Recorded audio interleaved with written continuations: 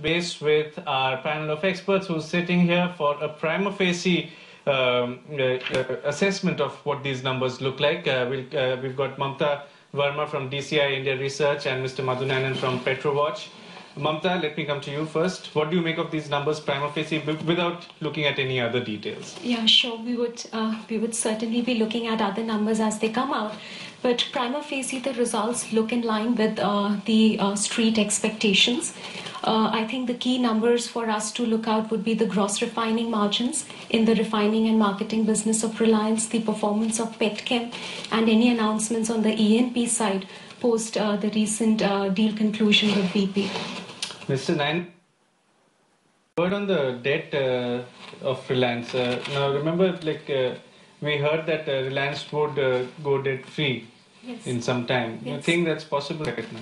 Yeah, certainly. I think the numbers which just got flashed, the debt levels, the gross debt at 67,000 odd crores and cash and liquid balance of about close to 46,000 crores. They're pretty much in line with the results of year-end fiscal 11.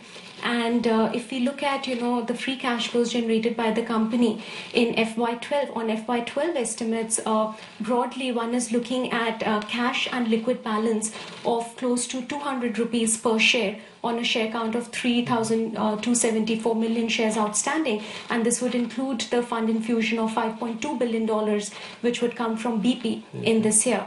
And add to that, you have almost 50 rupees of liquid investments, 50 rupees per share of liquid investments, just taking it on FY11 year-end basis.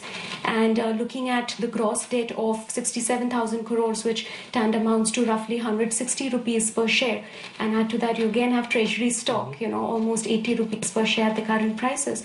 So if we were to just do this math, you would arrive at a net cash situation for the company of almost 200 rupees per share, give or take, so there are no near-term loan repayments coming. These are long-term borrowings of the 67,000 crores, nearly 55,000 crores is in long-term borrowings, which don't have any scheduled repayment right now and which have been borrowed at very low rates of interest. So, yeah. Jagannathan, same question. GRM numbers are out, something that we were waiting for, 10.3 per barrel.